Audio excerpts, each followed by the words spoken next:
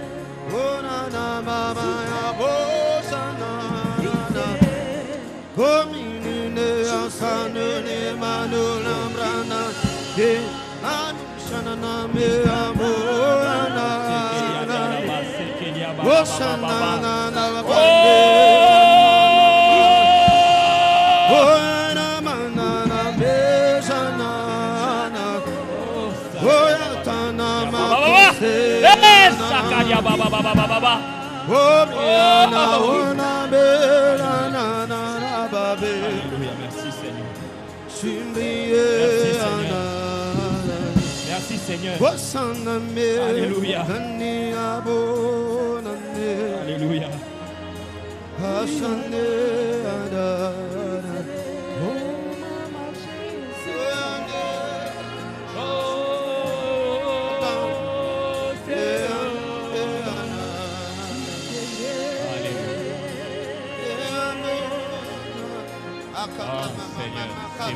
C'est bon d'être dans ta présence. Il est bon de demeurer dans ta présence. Alléluia. Alléluia. Oh.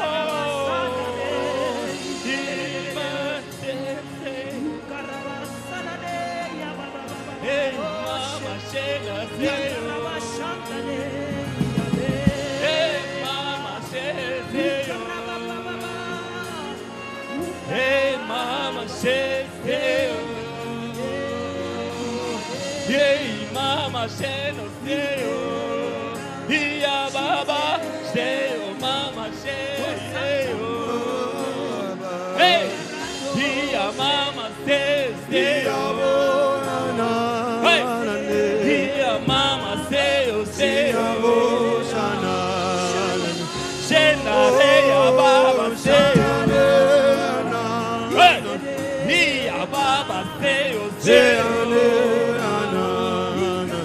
hey mama, say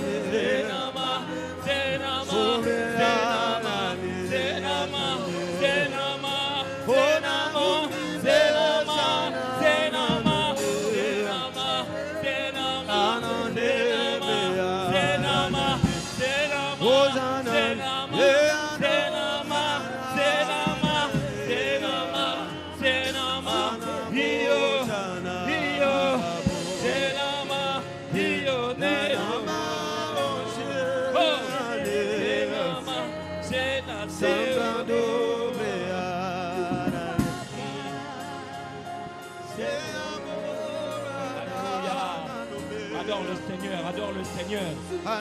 Adore le Seigneur. Il y a une guérison. Il y a une guérison pour toi. Alléluia. L'Esprit du Seigneur est là. Hey, Shakaya Baba Baba. Hey, ya Baba Baba Baba. Oh, Shakaya Baba. Hey, Mama Shena. Hey, Shakaya Baba Baba Baba. Hey, Shena. Diaba, Diaba.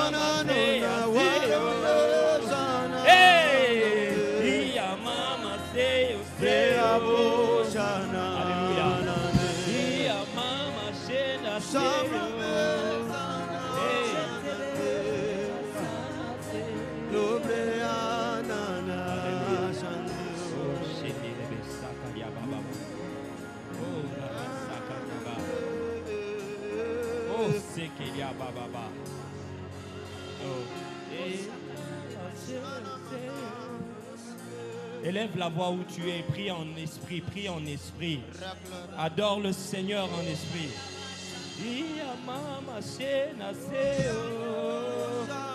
Oh, c'est Mama,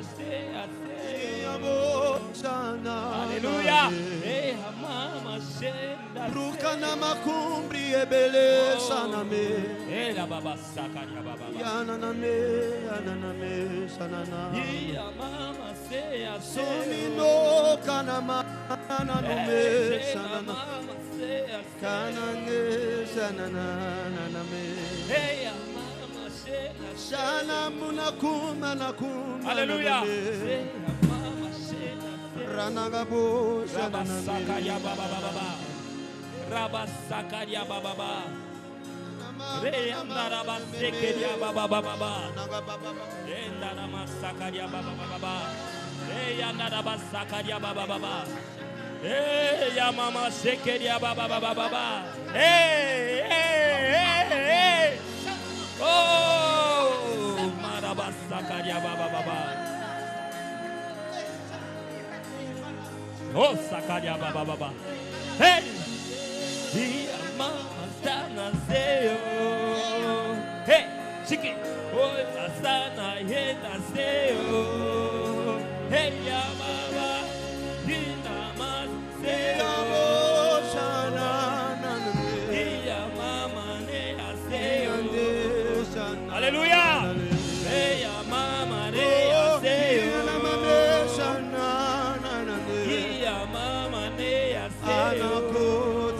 Alléluia. Narabasakaria baba baba baba. Eh, Shandara baba baba baba. Adore le Seigneur, adore le Seigneur, adore le Seigneur. Oh, dans des nouvelles langues.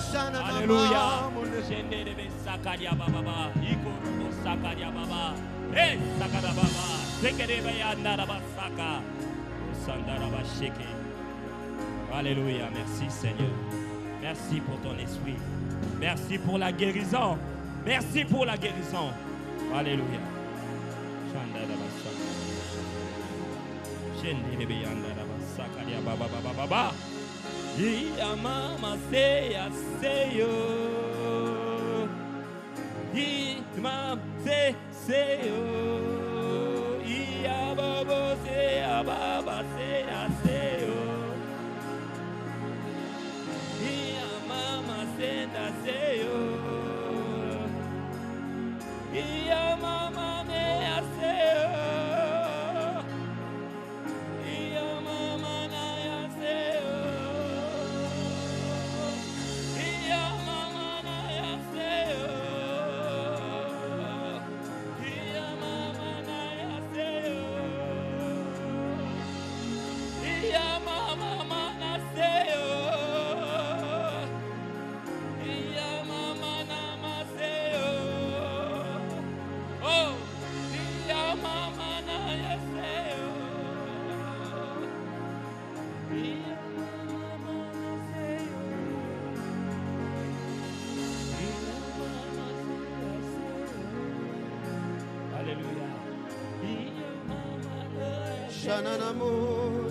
Hey, ya baba, iya mama mama seyo,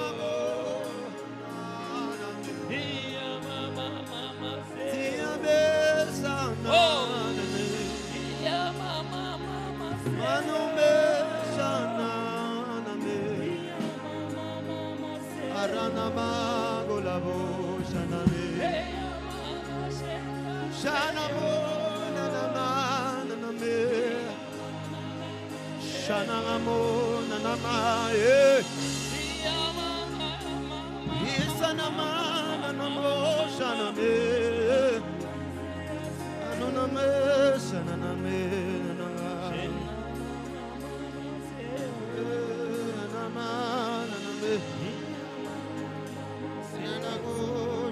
Oh, libère-toi, libère-toi, libère-toi. Prie, prie, prie, prie. Non. Prie, prie, prie, prie. Il y a quelque chose en ce moment. Il y a quelque chose en ce moment. C'est un moment de visitation. Alléluia. C'est un moment de visitation. Il y a quelque chose qui se passe. Ne sois pas distrait.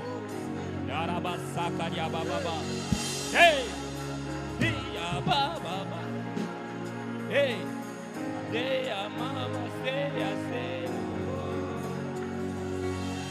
then mama, say, I say, Gina, mama, say, I say, yeah, mama, say, yeah, mama, say, yeah, mama, say.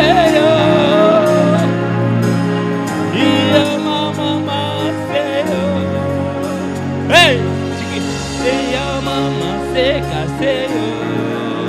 Hey, hey, dia mama senda seyo. Hey, seka, dia mama seyo. Hey, baba baba, dia mama senda seyo. Dia baba, dia mama senda seyo. Dia baba baba, dia mama senda seyo. Hey, shake it. Iya mama senda seyo. Iya baba, iya bara seyandaro. Gloire à toi Jésus. Gloire à toi Seigneur.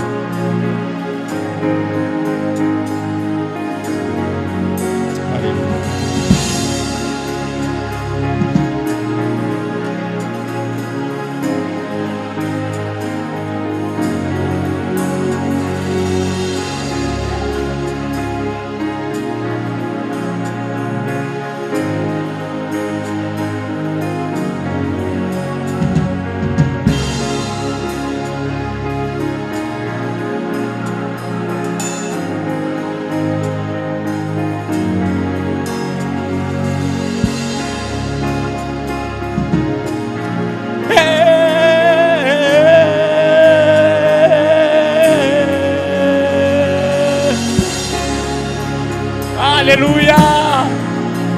a quelque chose en ce moment. Il y a quelque chose en ce moment. Il y a quelque chose. Oh! Et ya baba senaseo. Oh! Ya mama senaseo. Oh! Et ya mama senaseo. Hey! Ya mama senaseo. Oh! Say mama say oh baba.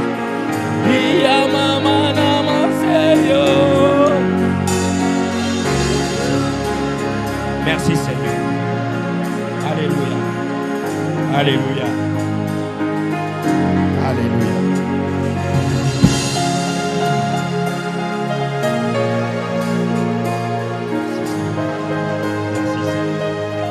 Merci Seigneur. Alléluia. Alléluia.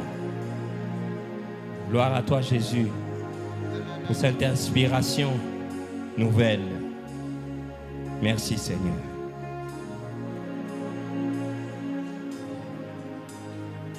Merci Seigneur. Seigneur, maintenant parle à ton peuple. Parle-nous afin que nous puissions comprendre et que nous puissions consommer correctement ta parole.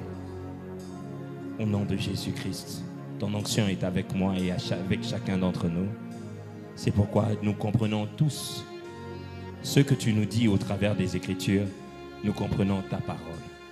C'est toi qui es la parole de Dieu. C'est pourquoi nous t'avons vu, nous t'avons compris. C'est pourquoi nous comprenons les Écritures, car dans les Écritures, il s'agit de toi. Aucune personne ne sortira ici de la même façon qu'il est entré, car tous te connaîtront tel que tu es, car tu es bon, tu es merveilleux. Au nom de Jésus-Christ. Amen. Ouh. Ouh. La chorale, il faut être connecté comme ça. Il faut être connecté comme ça. Il faut être connecté comme ça. C'est bien, Sam. Vraiment, Sam, sois béni. Maman Nadine, soyez béni. Vous savez, il faut être sensible à l'esprit. Hein? Ce n'est pas une chanson que nous connaissons. Hein? Ah, vous croyez qu'on avait fait la répétition? Hein? Non? Quand j'ai vu Sam chanter, j'ai trouvé un couloir où entrer. Je suis entré par le Saint-Esprit. Maman Nadine est entrée par le Saint-Esprit. On est tous entrés. C'est ça, fonctionner avec le Saint-Esprit, c'est important. Gloire et béni. Soyez bénis. Amen. Gloire au Seigneur Jésus-Christ. Nous sommes toujours en train de continuer avec notre enseignement, notre étude biblique. Notre étude biblique qui nous permet de pouvoir, dans le thème, et toujours le grand thème, et que recherches-tu lorsque tu lis la Bible? Soyez bénis. S'il vous plaît, j'aimerais que vous ayez vraiment vos cahiers, vos stylos. C'est important de noter hein, et de vérifier tout ce qu'on est en train de dire. Alléluia. Ah, ça c'est bien. Ça c'est bien, ça c'est très bon. Papa, tu as enregistré ça? Tu as enregistré? Il faut m'envoyer ça. Sois béni. Jean 5, le verset 39.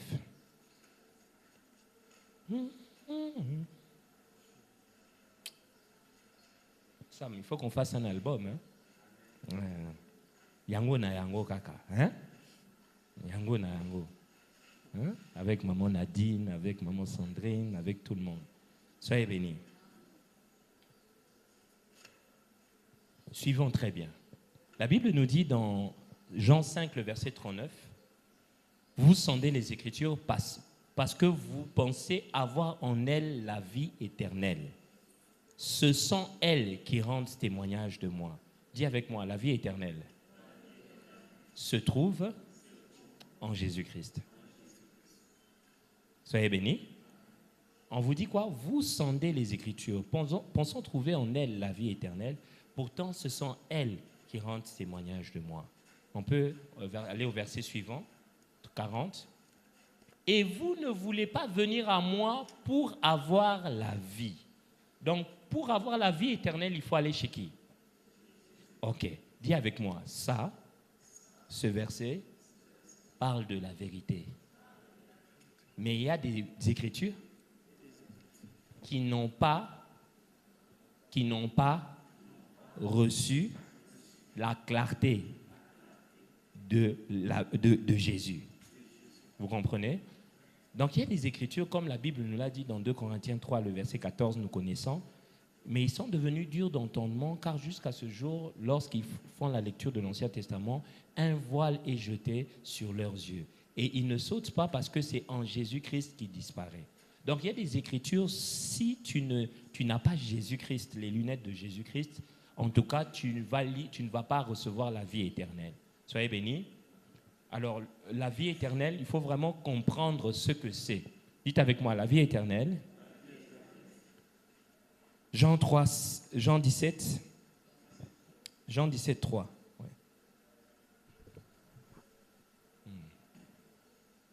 Or, la vie éternelle, c'est qu'ils te connaissent, toi, le seul vrai Dieu, et celui que tu as envoyé, Jésus-Christ. Dis avec moi, la vie éternelle, c'est croire en Jésus. Jean 3, le verset 16. On le connaît tous, non? Hein? Jean 3, le verset 16. On peut le répéter? Car Dieu a tant aimé le monde qu'il a donné son Fils unique afin que quiconque croit ne périsse point, mais qu'il ait la vie éternelle. On reprend. Mais moi, regardez bien ce texte, s'il vous plaît. Regardez bien ce texte. Il cache des réponses qui sont au niveau de l'Ancien Testament. D'accord? On te dit quoi? Car Dieu a tant aimé le monde qu'il a donné son Fils unique, afin que quiconque croit en lui, ne périsse point. Ne pas périr, c'est quoi? Ne pas mourir. D'accord? Si tu peux noter même avec un périr, ça veut dire mourir. Donc, ne périsse point, mais qu'il ait la vie éternelle. Dis avec moi, en Jésus, on a la vie éternelle. Croire en Jésus, c'est avoir la vie éternelle. Et ne pas croire en Jésus, c'est périr. Est-ce que vous comprenez? On se comprend, hein? C'est clair jusque-là, d'accord. Alors, on peut prendre le verset 16 même du... Ah non, c'est bon. Commence au verset 15, s'il te plaît. Verset 15. Afin que quiconque croit en lui ait la vie éternelle. Donc, quiconque croit en Jésus a la vie éternelle. D'accord? Maintenant, dites-moi un peu, est-ce qu'il y a autre chose qui peut donner la vie éternelle à quelqu'un?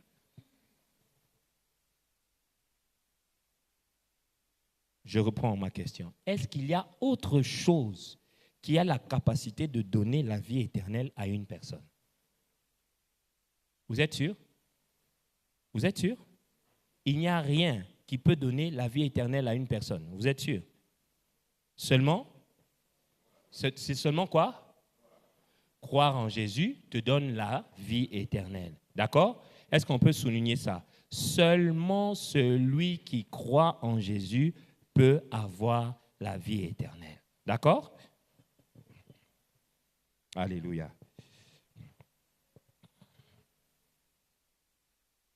Romains 6, le verset 23.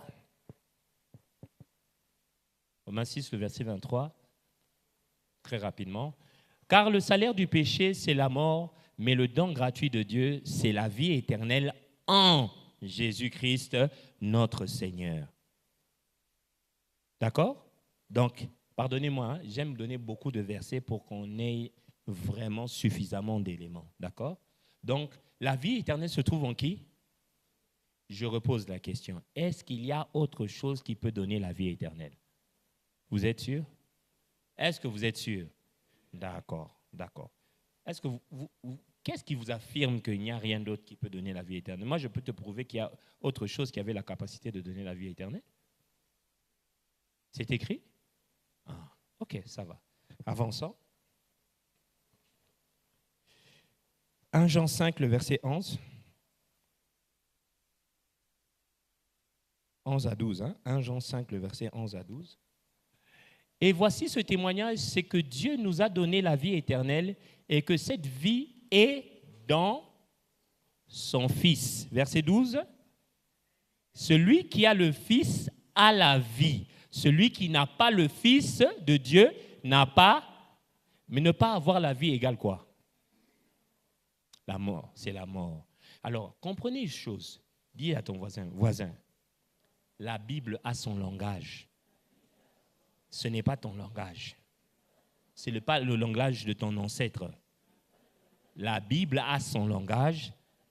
Il faut le comprendre. Par exemple, prenons Jean 3, le verset 36. Je vais vous montrer quelque chose pour que vous puissiez bien comprendre. Parce que vous voyez, l'objectif, c'est quoi? C'est que lorsque nous allons lire la Bible, que nous puissions tirer profit. Mais imagine que tu sondes les Écritures, que tu lises les Écritures, mais tu ne tires pas la vie. Il y a un problème. Voilà à quoi ces enseignements sont vraiment importants. À chaque fois que je vais lire la Bible, que je sois capable de tirer profit. Parce que si je ne comprends pas le langage de la Bible, je vais tomber dans Jean 5, le verset 39 qui dit « Vous sondez les Écritures, pensant trouver en elles la vie éternelle, pourtant ce sont elles qui rendent témoignage de moi. » Donc quand tu lis la Bible, tu dois tirer profit et tu dois avoir la vie éternelle. Tu as déjà la vie éternelle, mais toi tu dois comprendre ce que c'est la vie éternelle. Laissez-moi vous montrer une chose.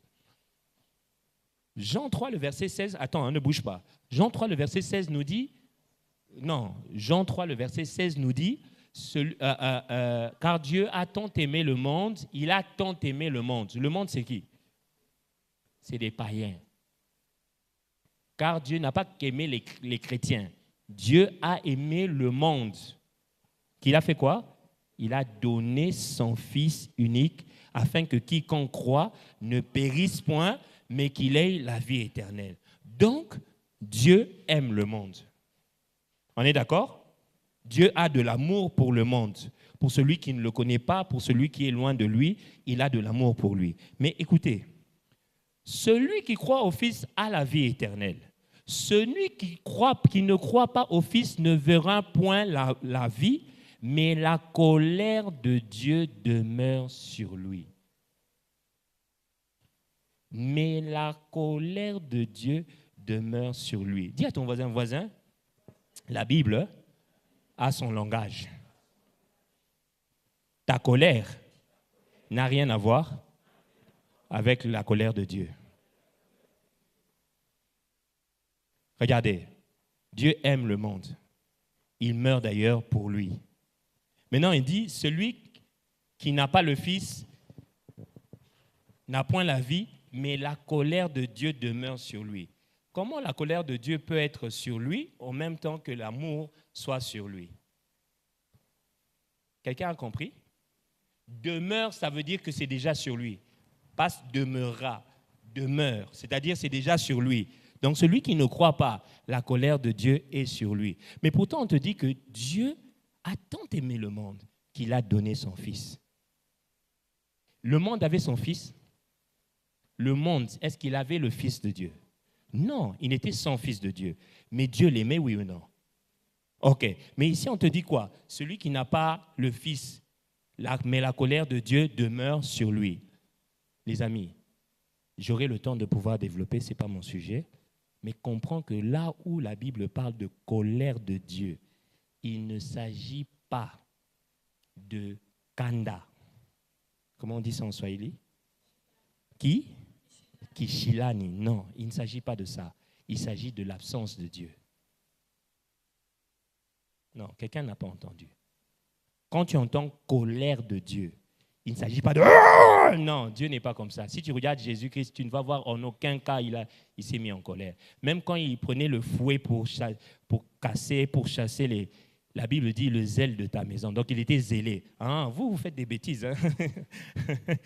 Il n'était pas en colère.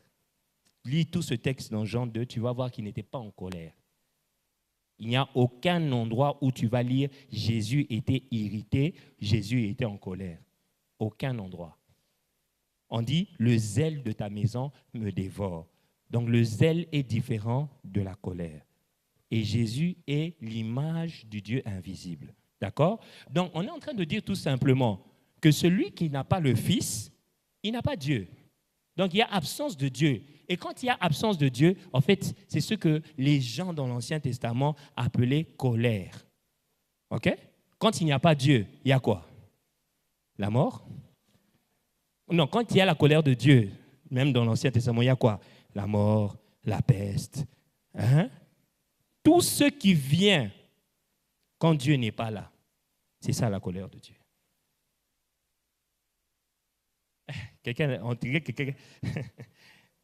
Dites-moi, en enfer, il y aura quoi? N'est-ce pas la colère de Dieu? C'est pas ça, Papa Patrick?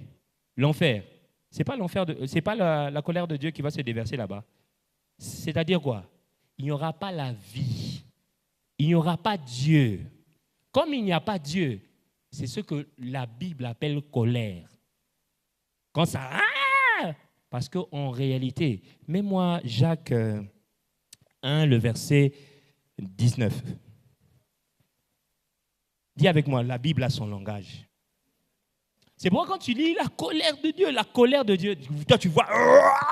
Non, c'est pas comme ça. Sachez-le, mes frères bien-aimés, ainsi que tout homme soit prompt à écouter, long à parler et là à se mettre en colère. Passons.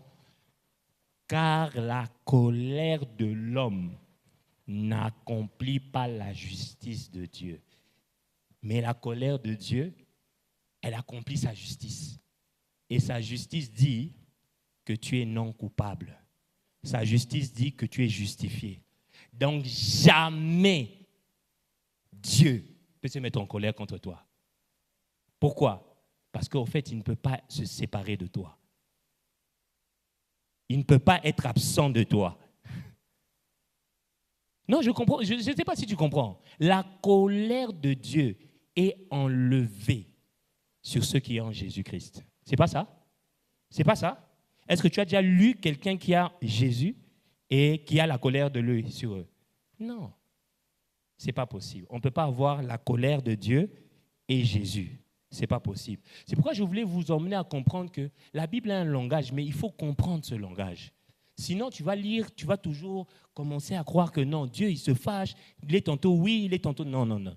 Dieu, il est stable. C'est pourquoi nous pouvons lui faire confiance. OK, donc nous avons compris c'est quoi un peu la vie éternelle. J'ai beaucoup de versets.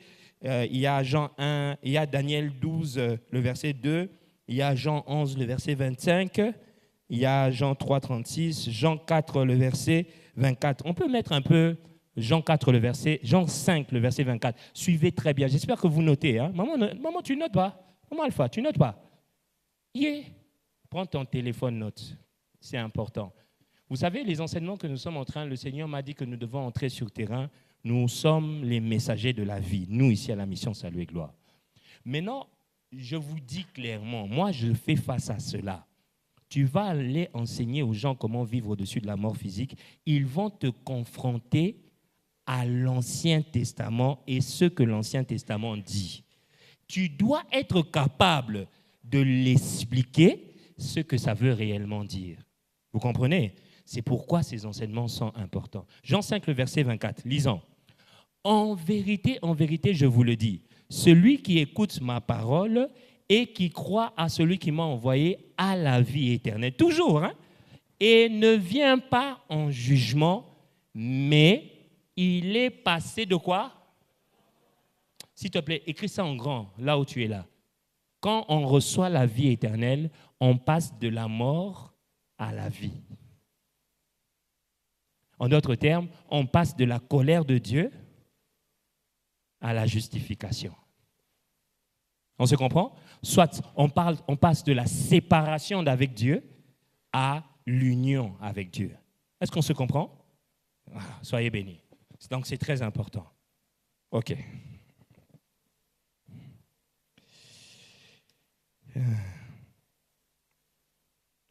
OK.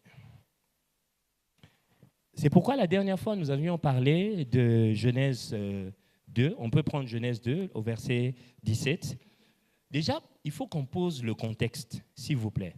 Demain, je crois, le dimanche, je vais mieux expliquer, entrer dans les détails, pourquoi est-ce qu'on est en train d'y aller. Donc, Genèse 2, le verset 17. Genèse 2, le verset 17. La Bible dit, « Mais tu ne mangeras pas de l'arbre de la connaissance du bien et du mal, car le jour où tu en mangeras, tu mourras. » Nous avons vu que celui qui est en Jésus a la vie éternelle. Mais celui qui est en dehors n'a pas la vie. Donc, il a quoi? Donc, la connaissance de l'arbre de la connaissance du bien et du mal, c'est quoi? C'est la séparation avec Dieu. D'accord? On se comprend, hein?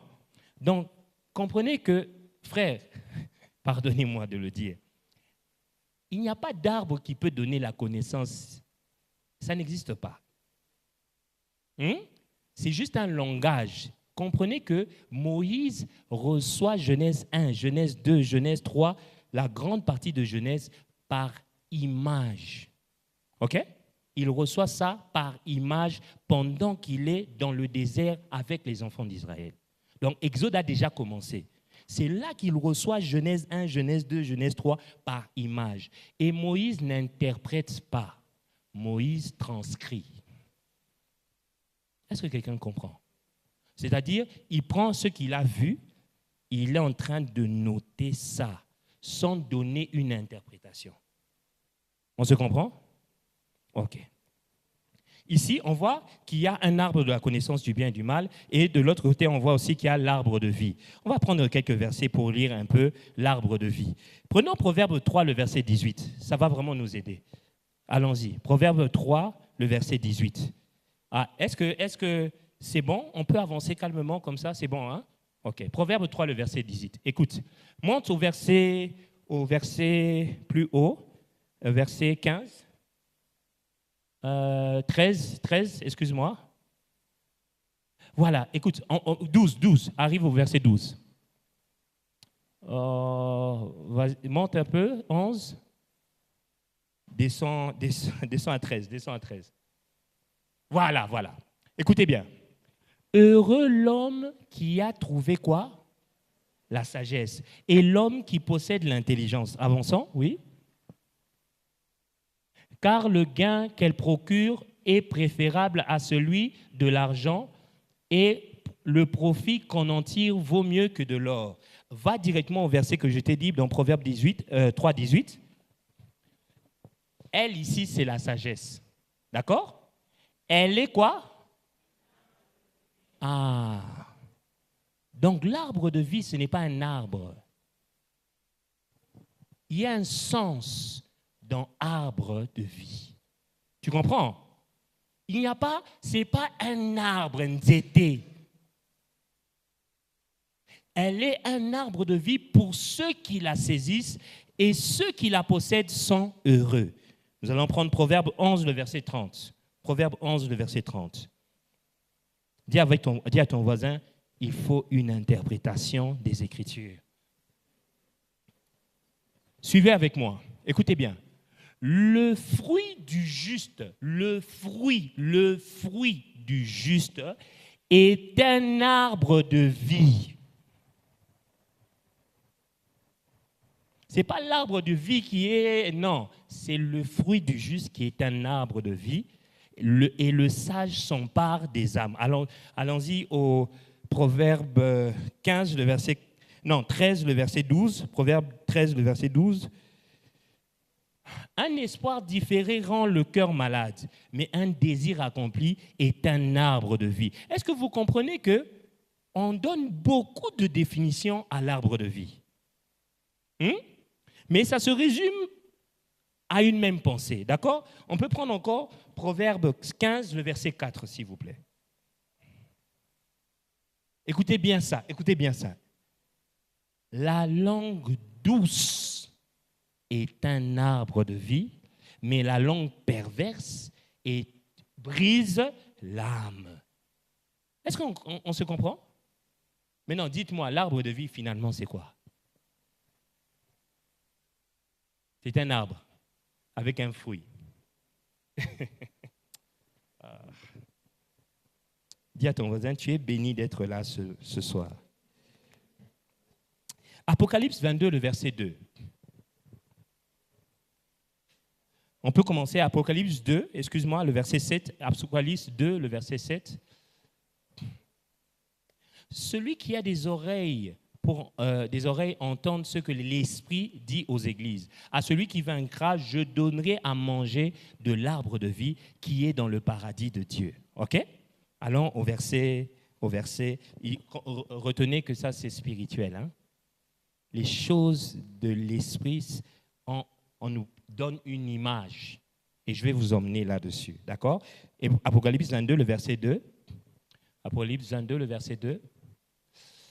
Alors, au milieu de la place de la ville, on parle dans les cieux, hein, et sur les deux bords du fleuve, il y avait un arbre de vie produisant 12 fois des fruits, rendant son fruit chaque mois et dont les feuilles servaient à la guérison des nations.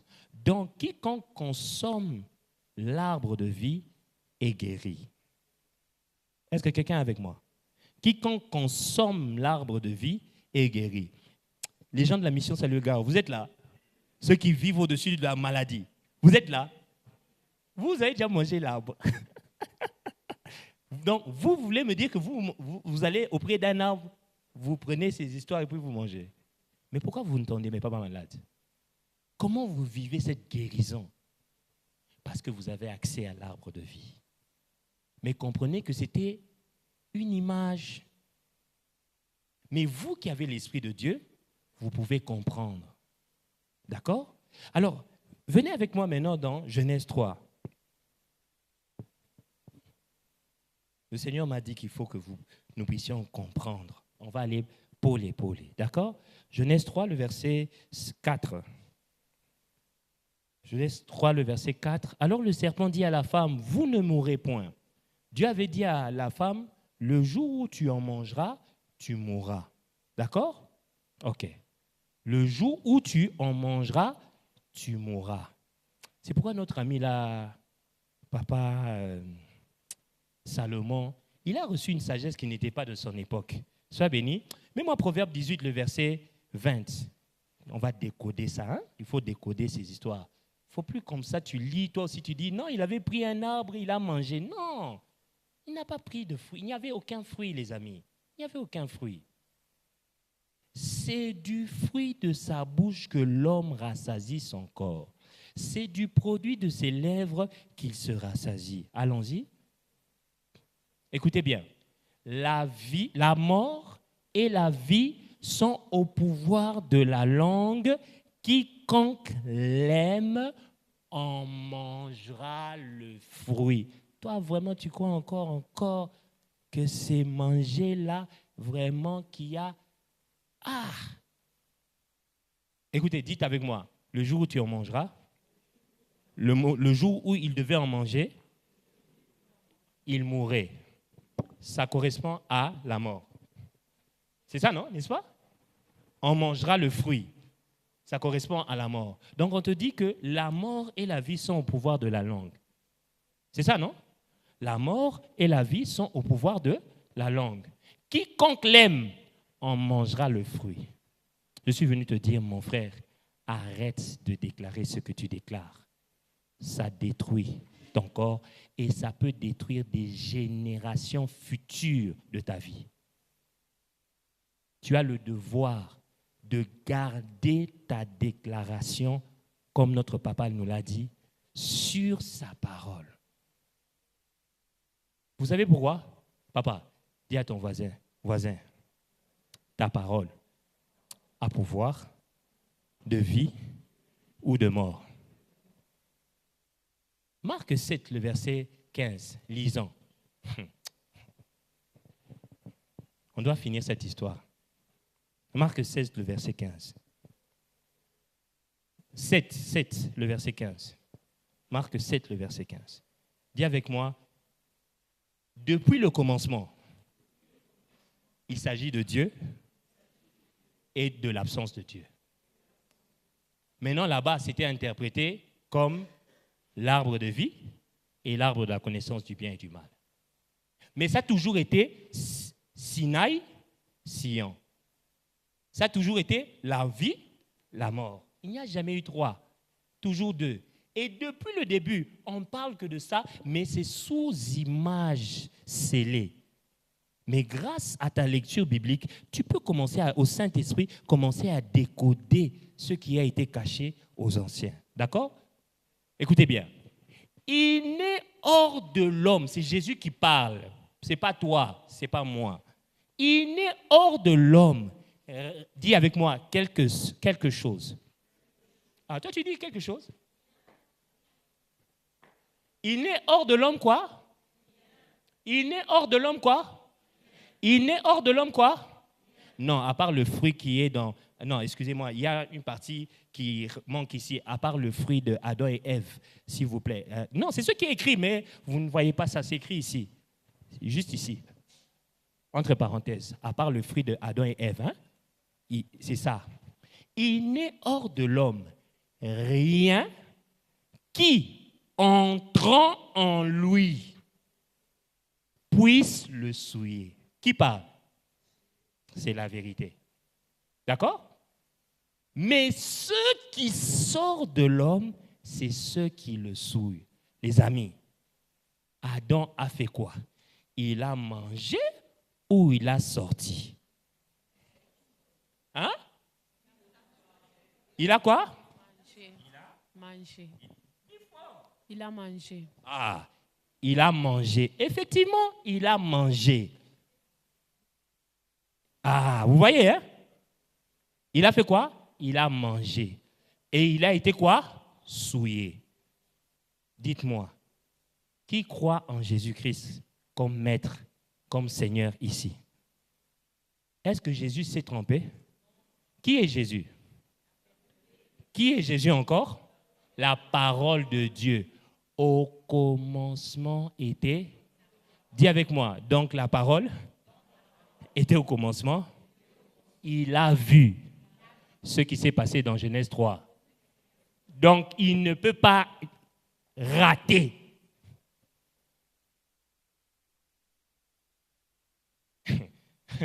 C'est ceux qui sortent qui le souillent. Alors, passez au verset suivant. Si quelqu'un a des oreilles pour entendre, qu'il entende. Est-ce que tu peux dire ça? Mon voisin, si tu as des oreilles, entends ce que Jésus dit. Pas Papa Jocelyn, ce que Jésus dit. Alléluia. Passons, verset 17. Écoutez bien, écoutez bien. D'ailleurs, Jésus s'est fâché. Lorsqu'il fut entré dans la maison, loin de la foule, ses disciples l'interrogèrent sur cette parabole. Et ils appellent ça parabole. Non, ce n'est pas parabole. Là, il est en train de leur dire la vérité. Passons. Il leur dit, vous aussi, êtes-vous sans intelligence? Ne comprenez-vous pas que rien de ceux qui du dehors entre dans l'homme le souille, ne peut le souiller? Passons, écoutez ça, écoutez ça. Pourquoi? Car cela n'entre pas dans son cœur, mais dans son ventre, puis s'en va dans les lieux secrets. Donc, si Adam et Ève ont mangé un fruit mbouma, ils ont fait caca.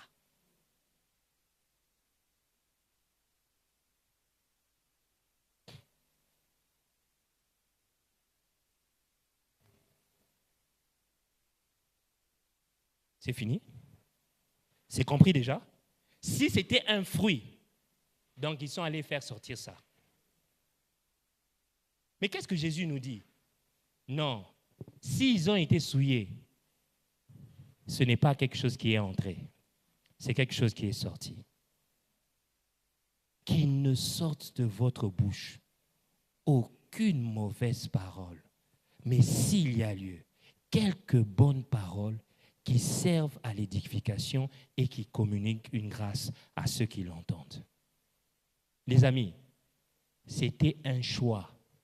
Soit ils devaient déclarer, confesser Jésus-Christ, soit ils confessaient ce que eux voulaient.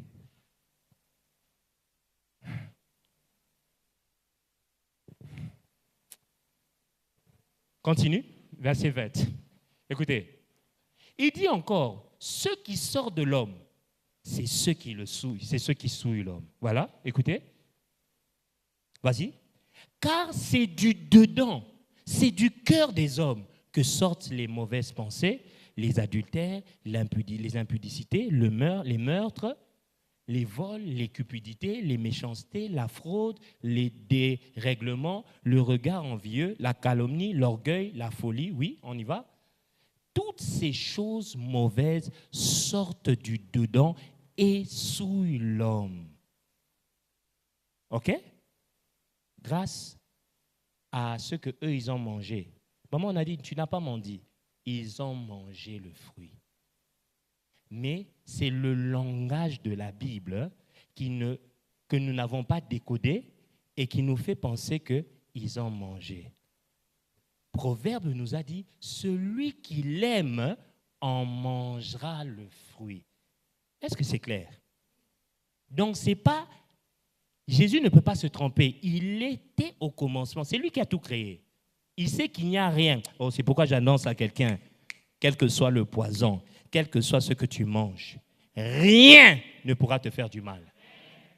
Ce n'est pas moi qui le dis, c'est Jésus. D'accord? C'est Jésus. Même le poison, il ne fera absolument rien. Maintenant, regardez. Toutes ces choses mauvaises sortent de dedans et souillent l'homme. OK. Tu veux voir encore un exemple qui parle de manger? Pour que tu comprennes, hein? Mieux comprendre. Acte 10. Comme ça, tu vas bien comprendre. Tu vas pas, hein? Tu vas bien analyser. Comme ça, dimanche, quand je vais venir poser, tu vas comprendre maintenant le bon sens de ce que nous sommes en train de partager. Je sais qu'aujourd'hui, vraiment, tout le monde comprend parce que le Seigneur est en train de déverser. Alléluia. Il est en train de déverser quelque chose de très beau. Alléluia. On est dans Acte 10, à partir du verset 10. À partir du verset 10. Oh. Voilà, on parle de Pierre. Hein? Pierre, il a eu faim. Hein? Il eut faim, il voulut manger. Pendant qu'on lui préparait à manger, il tomba en extase. On y va?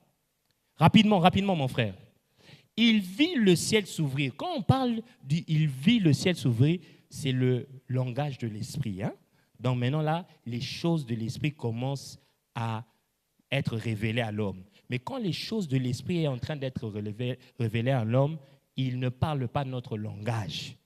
Il parle le langage du ciel. Au ciel, manger, ce n'est pas manger. Tu comprends? Attention. Il vit au ciel un objet semblable à une grande nappe attachée par les quatre coins qui descendait et s'abaissait vers la terre. Allons-y. Et après non, il vit, oh mon frère, ni. Mon frère, qu'est-ce qui se passe? Voilà. Et où se trouvait, donc là, il vit s'ouvrir, voilà, il y avait une nappe qui descendait et se trouvaient tous les quadrupèdes et les reptiles de la terre et les oiseaux. D'accord? Oui, du ciel. Allons-y. Vous savez, une voix lui dit, lève-toi, Pierre, lève-toi, Pierre, tue et mange. D'accord. Maintenant, bon, vous connaissez l'histoire, hein? On peut aller un peu rapidement, n'est-ce pas? D'accord. Maintenant, on peut aller au verset 22. Les gens que Corneille a envoyés arrivent maintenant chez lui. Écoutez très bien. Ils répondirent, Corneille, centenier, homme juste et craignant Dieu, et de qui toute la nation des Juifs rend un bon témoignage, a été divinement averti par un saint ange de te faire venir dans sa maison et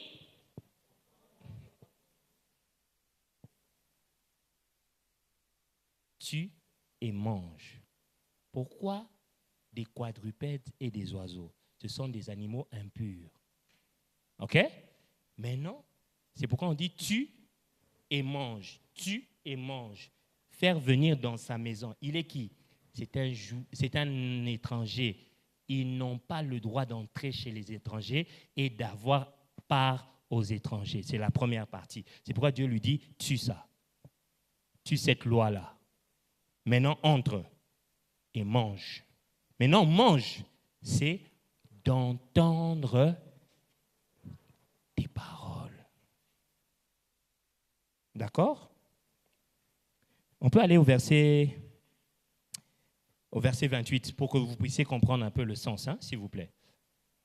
Quelqu'un comprend? Écoutez, ici, on n'est pas là pour crier « Alléluia ». Non, on est là pour comprendre. Et puis, quand nous commençons à lire, hein, que ça devienne fluide et compréhensible. D'accord?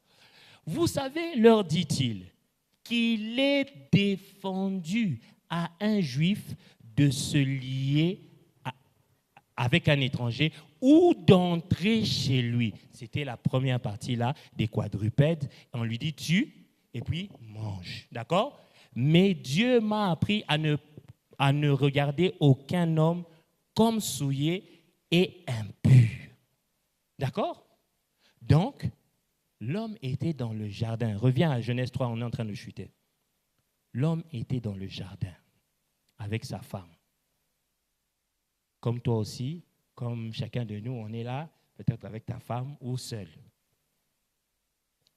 Il n'y avait pas de serpent. Mais moi, Genèse 3, le verset 1.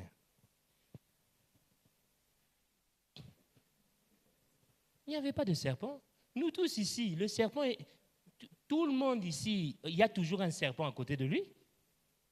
Ah, tu vois, la femme là, elle est jolie, hein? Okolinga épée, hein? Le serpent. Tu vois l'argent là qui est déposé là. Tu peux aussi prendre ça, hein? Le serpent. Tu veux que je te montre pourquoi je te dis que le serpent n'était pas là? Ce n'est pas moi qui le dis. C'est la partie où on a enlevé l'ombre, où on a enlevé le voile. Viens avec moi. 2 Corinthiens 11, le verset 3. Non, il faut que tu lises bien la Bible, que tu la comprennes bien. Pourquoi? Quand tu vas maintenant vers les gens, tu vas leur parler le langage de la vérité. Il faut leur emmener graduellement. Il y a des gens qui ne sont pas capables. Écoutez, pardonnez-moi, vous vous sous-estimez trop. Ça fait longtemps que j'essaye de vouloir parler ça, mais j'ai été empêché par le Saint-Esprit. Mais si le Saint-Esprit a libéré cela pour que vous puissiez les entendre, c'est que vous êtes capable de les recevoir. Et moi, je ne suis même pas choqué qu'il y ait peu de gens, parce que tous ne peuvent pas entendre ça. Si tu es dans ce lieu, c'est que Dieu t'a sélectionné pour écouter ces choses. C'est ce dont je parle. Les grands pasteurs ne connaissent pas ça. Je respecte leur autorité, leur grâce, mais ils ne connaissent pas ça. Ce n'est pas pour rien, tu es un sélectionné. Soyez bénis. Toutefois, écoutez bien, toutefois, de même, moi les mots me parlent, je vous ai toujours dit les mots me parlent. De même, de la même manière, de la même façon. Est-ce qu'on peut remplacer de même par de la même façon? De la même manière? Ok. Toutefois, de la même manière que le serpent séduisit Ève par sa ruse, je crains que vos pensées ne se corrompent et ne se détournent de la simplicité à l'égard du Christ. Il y avait l'arbre de vie, mais qu'est-ce que le diable a fait? Il a détourné.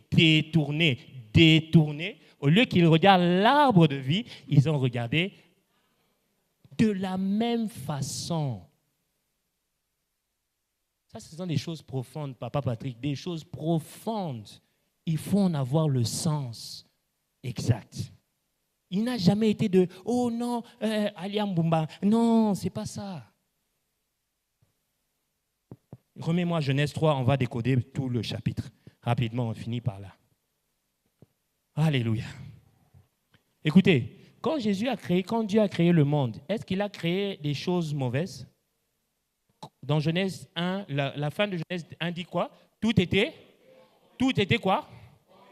Bon et parfait. D'accord. Écoutez maintenant, regardez maintenant Genèse 3. Écoutez maintenant. Le serpent était le plus rusé. Rusé, c'est bon. Rusé, c'est un bon qualificatif. Est-ce que tu sais ce que veut dire rusé? Est-ce que... Hein? Intelligent pour faire le mal. Pour manipuler. Est-ce que Dieu peut créer un animal qui soit capable de manipuler les gens? Et il dit que c'est bon. Non, on te dit le serpent, pas un serpent. C'est pourquoi la Bible est précise. Quand on dit le serpent, va maintenant dans l'Apocalypse, on te dit le serpent ancien. Tu comprends que c'est Satan. Donc ici, ce n'est pas un serpent. Il n'y a pas de serpent. Ils étaient là, à l'aise. C'est un langage bien compris. Ah, merci Saint-Esprit. Alléluia, alléluia, alléluia, alléluia. Ah, alléluia. On a posé la question à Jésus. Mais pourquoi parles-tu en parabole? Vous connaissez ce verset? Cherche-moi un peu ce verset-là, pendant que j'avance. Hein? Pourquoi parles-tu en parabole? Non, on va développer ça un autre jour. Écoutez, donc le serpent là, ce n'est pas un serpent. Il n'y avait pas de serpent. À la tentation de Jésus, est-ce qu'il y avait un serpent? Mais le film vous montre un serpent. Mais dans le texte, il n'y a pas de serpent. Mais il y a Satan. L'Ancien Testament est l'ombre. Ce qui s'est passé avec Adam et Ève était l'ombre de ce qui devait arriver avec Jésus. Ils seraient tentés. Mais la différence, c'est qu'eux, ils ont échoué. Jésus, lui, il a réussi. Parce que le premier Adam a condamné le monde, mais le deuxième Adam a justifié le monde. Mais comment, dites-moi, le premier Adam a-t-il condamné le monde? La Bible dit ceci. Par tes paroles, tu seras condamné et par tes paroles, tu seras... Comment as-tu été justifié? Hein? Mais non. Comment on a été condamné? En mangeant les fruits. Et puis on discute. Non.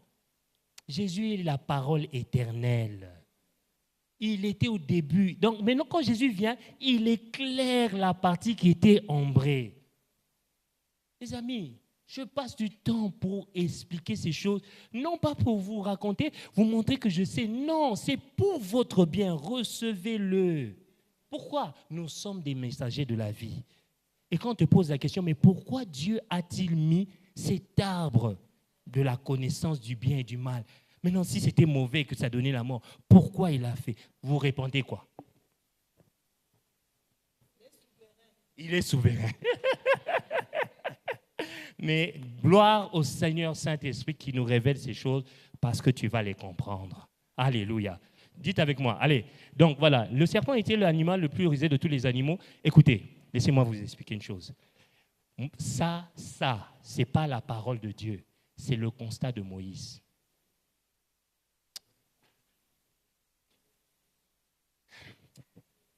On lui montre la vision.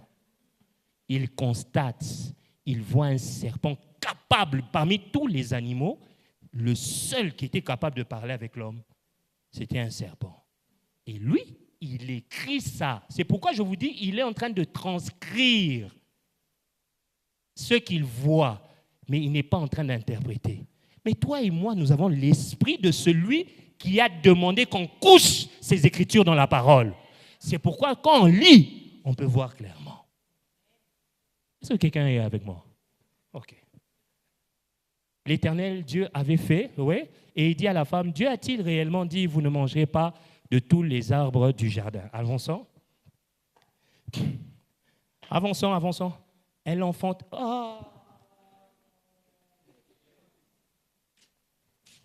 Je comprends pourquoi mon papa dit qu'il faut pas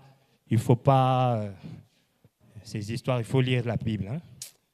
La femme répondit au serpent, nous ne mangeons du fruit de l'arbre, va directement à 5.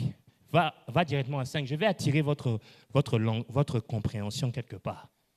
5.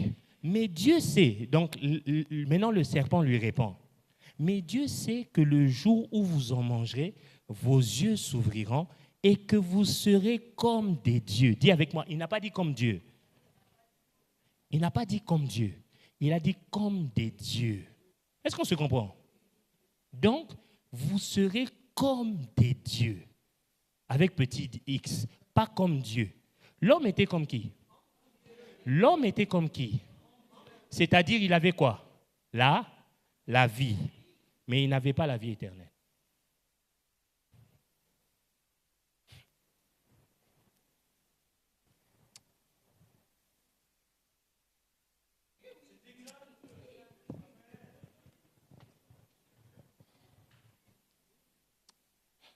Est-ce que tu sais que tu ne peux pas perdre la vie éternelle? Est-ce que tu le sais? C'est le don parfait de Dieu. On ne perd pas la vie éternelle, les amis. On ne peut pas perdre. Si quelqu'un vient vous dire que vous pouvez perdre le salut, non, c'est un mauvais. Où est ta position en ce moment? Où? Qui va aller te prendre là-bas et te faire descendre en bas? Qui?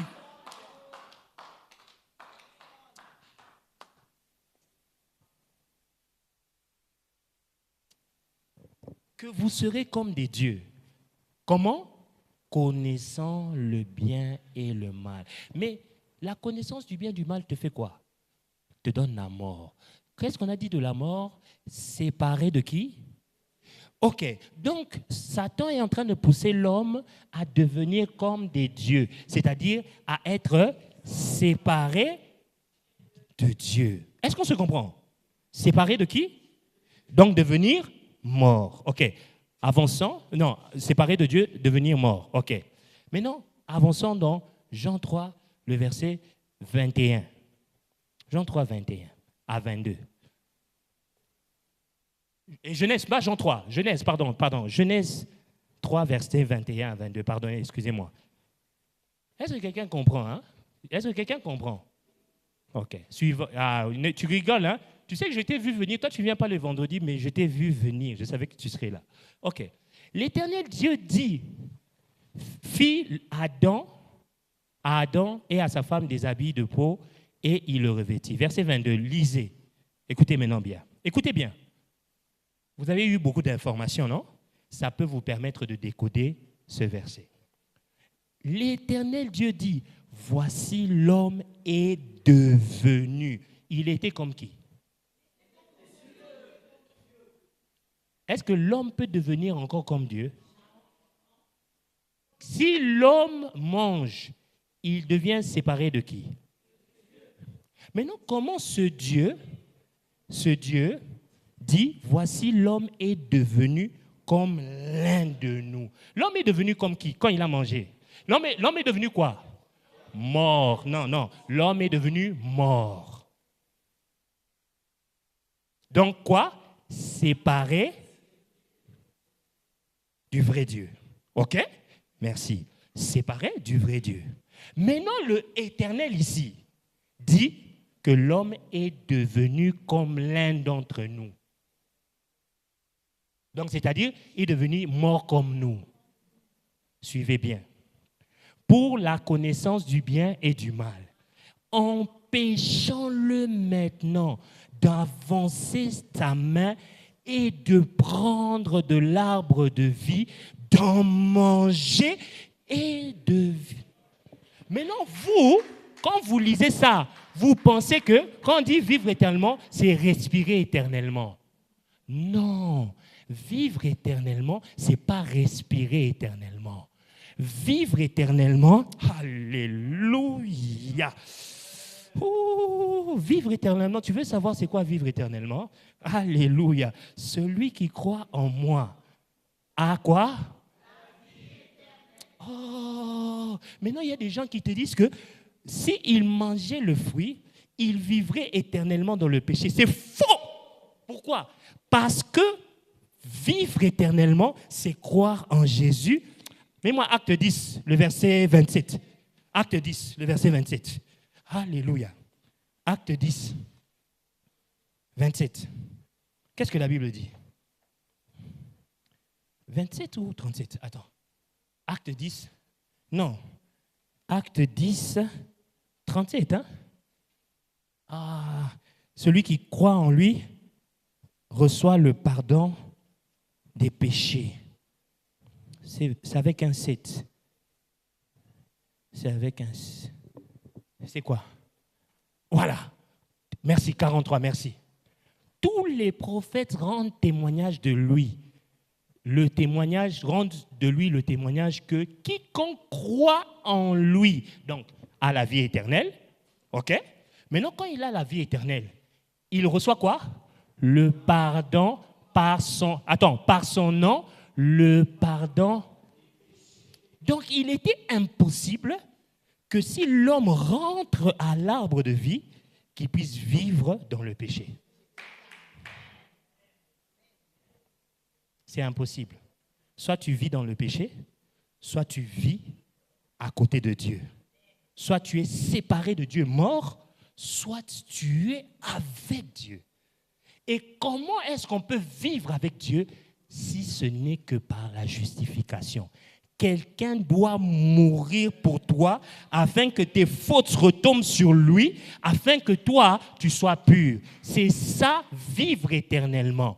Vivre éternellement, ce n'est pas respirer éternellement. Ce n'est pas respirer éternellement. Ah, les amis, ces choses sont bonnes. La Bible dit, j'ai un verset que je suis en train de chercher. Écoutez, mets-moi Jean 6, alléluia, pour vous montrer que vivre éternellement, ce n'est pas vivre. Mets-moi Jean 6, 40, 47 et puis 54. Jean 6, 40, 47 et 54. Alléluia, alléluia. Dis avec moi, non, dis-moi un peu, qui connaît le fils prodige? Le fils prodige, l'histoire du fils prodige. Vous connaissez? Il a décidé de faire quoi? D'aller à l'encontre de son père. D'accord? Il a péché, il a fait tout ça. Et quand il a dit, regarde, même là-bas, les serviteurs de mon père vivent mieux. Il a décidé de rentrer. Quand il est arrivé, il disait, bon, je vais dire à mon père, prends-moi même comme même moi, serviteur de tes mercenaires. Le père a mis des gardes avec des... C'est pourquoi si tu ne crois pas en Jésus, c'est ton problème. Toi, quand tu lis là... Jésus est qui? Il est la parole de Dieu. Jésus est qui? Jésus est qui? Il est la parole de Dieu. Répète avec moi. Jésus est la parole de Dieu. Jésus est la parole de Dieu. Généralement, nous appelons ça quoi? La parole de Dieu. Maintenant, toi, comment, quand tu lis la parole de Dieu, tu ne lis pas la parole de Dieu?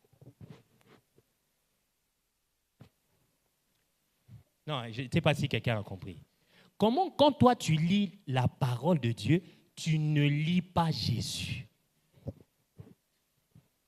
Il te dit que rien de ceux qui entrent ne peut souiller l'homme. Mais toi, tu lis, l'homme a mangé et il a été souillé.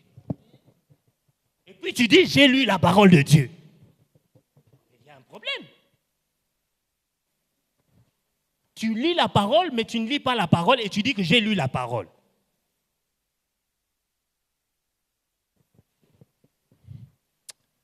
La volonté de mon Père, c'est que quiconque voit le Fils et croit en lui a la vie éternelle et sera ressuscité au jour des morts. 47. Au dernier jour, en vérité, je vous le dis, celui qui croit en moi a la vie éternelle. Mais maintenant le verset 54. Celui qui mange ma chair et boit mon sang a la vie éternelle et je le ressusciterai le dernier jour. Donc, en d'autres termes, on est en train d'expliquer, d'ailleurs, il y a un verset qui le dit, car celui qui croit en moi, même lorsqu'il sera mort, vivra. Donc, la vie éternelle, ce n'est pas garder ça. La vie éternelle, c'est être en union avec Dieu. C'est être en union avec Dieu. Remets-moi Genèse 3, le verset 22 et en clôture. Mon frère, je ne sais pas pour toi, si toi tu as vu qui comme éternel là, dans ce verset, Genèse 3, 22, qui t'empêche, qui dit d'abord que tu es devenu comme lui, l'homme était mort, il dit que l'homme est devenu comme nous, et puis, écoute, empêchant-le d'avancer sa main, de prendre de l'arbre de vie, d'en manger et de vivre éternellement. En d'autres termes, empêchant-le d'aller à Jésus-Christ.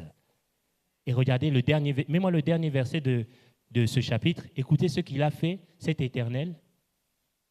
C'est ainsi qu'il chassa Adam et le mit à l'orient du jardin, les chérubins qui agitaient une épée flamboyante pour garder le chemin de qui?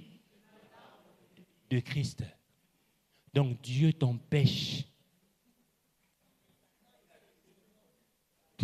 d'aller vers lui.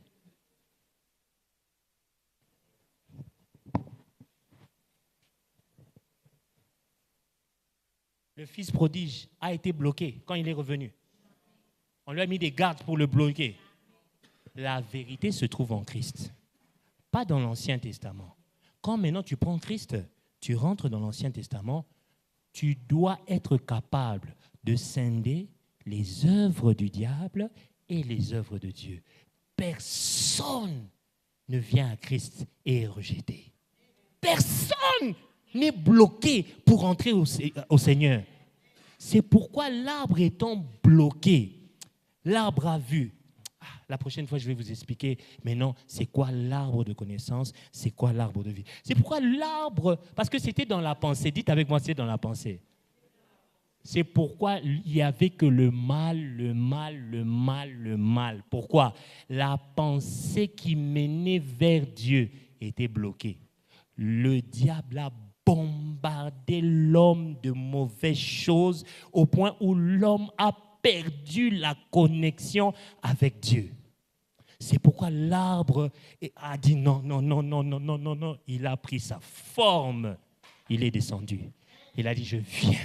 Il n'y a plus personne qui va bloquer l'humain de pouvoir me rencontrer. Il n'y a plus personne qui va bloquer l'homme de pouvoir manger de mon fruit.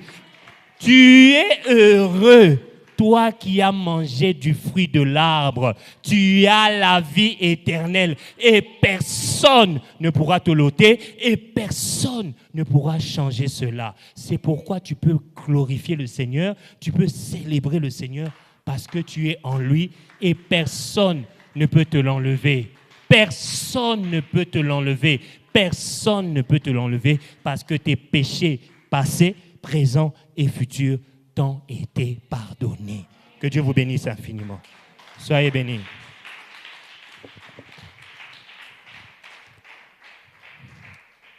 Que Dieu vous bénisse infiniment. Nous avons clôturé. Nous n'allons pas faire, on va juste offrir rapidement. Qui a